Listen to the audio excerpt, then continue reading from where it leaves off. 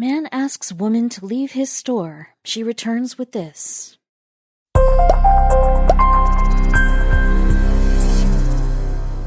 It was an ordinary day. He was working as usual, unaware of what she was planning. He was stacking shelves while she was digging around in her car looking for something. She had tossed it aside the last time she used it, so she was unaware of where it could have ended up. She had a conniving smile on her face at the thought of her evil plan. Michael Sam owned a general store and all of the responsibilities that came with it. The store was in the middle of nowhere where people from all corners came to shop. He loved meeting new and intriguing people while on the job.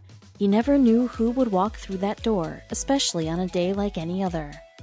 She knew she had to wear a mask. It was just the store policy, and many people understood why. It shouldn't have been a big deal, but it was. Like any other normal day, Michael stocked all of the shelves and helping customers until she came walking through the door. He heard the door open and looked over to see a woman reading the no mask, no service sign. She then looked at the other customers in the store. She froze up as if looking for something. Then they made eye contact, and Michael had a gut feeling things were going to get complicated. She made sure Michael saw her before she walked more into the store. She didn't have a mask on as she flashed a wide smile his way. Michael calmly walked around the corner and went towards her. He really didn't want any trouble, but she would make sure it came his way. Michael approached her and smiled. "I'm sorry, ma'am, but you'll have to put a mask on if you want to shop here." She looked at him and replied with an attitude, "No, I don't." She pulled the right to breathe card as Michael just shook his head. Her tantrum was far from over. He gave her an ultimatum: get a mask or get out. She went off the rails again, giving him a piece of her mind. Michael could just listen to the abuse before his patience started leaving him. She then suddenly stopped her tirade and smiled. Michael could tell that things were going exactly as she planned. She wanted to be kicked out. After she left, Michael could breathe again. He was thankful that things hadn't ended any other way.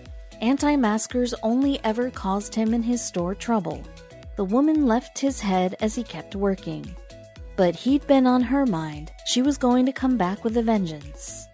She was in her car in front of the store searching for something. Michael was unaware of this and went about cleaning and packing shelves, but she would stop at nothing to get her way. She couldn't remember where she'd put it. She had hurriedly put it away after using it the last time.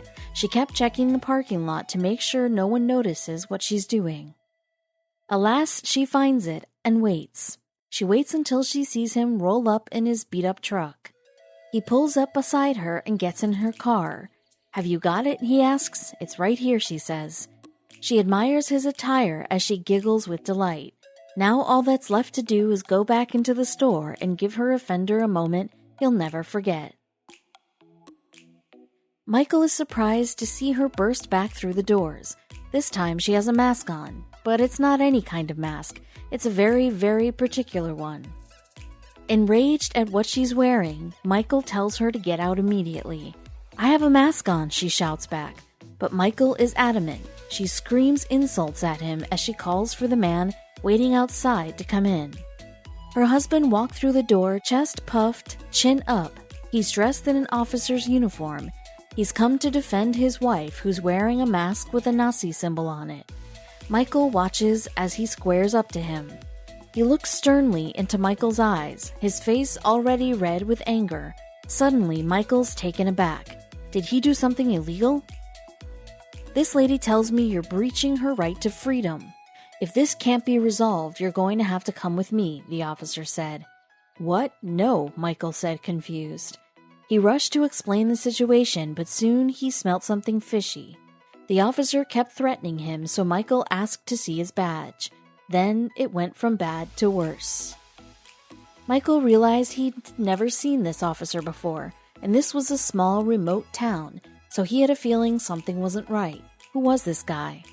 Michael asked him for a badge. The officer, reluctantly yet confidently, took it out and showed it to him. Michael's confusion erupted into disbelief and laughter. Why? "Get out of my store, man. Both of you, out, now," he said. The badge was fake. He wasn't an officer, and the woman next to him was still wearing a Nazi mask. "You know what? You can easily get arrested for this, so both of you either get out now or I'm calling the cops right now," he threatened. "She leaves with her husband following suit. Don't ever set foot in this store again," Michael called after them. Michael's store is the only one in close proximity to the anti-masker couple's home, so now they have to drive an hour to the next town over anytime they want basic groceries like milk or bread. It was a burden they simply couldn't bear, so they soon came back to Michael's store. But this time, something changed. Michael was helping a customer pack her items when he saw them enter his store again. He finished helping the woman, grabbed his phone, and marched towards them. "Didn't I tell you both to get out of here?" he stated. She was wearing the Nazi mask again. Her husband wasn't wearing any. Michael sent them out straight away, but now they swore to take personal revenge on Michael. At first, everything seemed normal. His week continued as usual, but then he started to think more about the couple that threatened to get revenge. He started to worry, and for good reason. The store was too small to sneak past Michael and buy groceries, so the desperate couple decided to take matters into their own hands. First, they needed to know his routine, so they started to appear at the remotely situated store, just out of sight enough so that Michael wouldn't notice. He was completely oblivious that he was being watched. They stalked him for days. They knew what car Michael drove, what time he opened up, and what time he closed up. What were they up to? Michael told himself not to worry about the revenge threats. He consoled himself by reasoning that he hadn't seen them in days, so they probably just said that to scare him. The threats were empty, but he was wrong. It was another beautiful sunny day. The skies were blue and the temperature was just the perfect amount of warm with a cool breeze. Nothing could put a damper on Michael's good mood. He drove to his store, singing along to the radio as he drove down the empty road. But he was driving straight towards a sharp pin that would burst the happy bubble he was in instantly. It wasn't long before Michael realized there was a truck behind him. In fact, it was a truck he saw a lot of recently. When he pulled into his store and parked the car, there was a car already waiting there. That never happened this early, so Michael thought it particularly odd. When the truck that was behind him pulled up, Michael knew something was wrong. It was the anti-masker couple. They had come in separate cars. They were cornering him.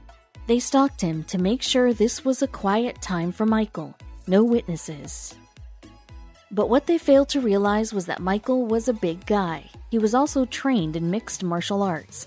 He knew how to defend himself, and he was a hard guy to intimidate.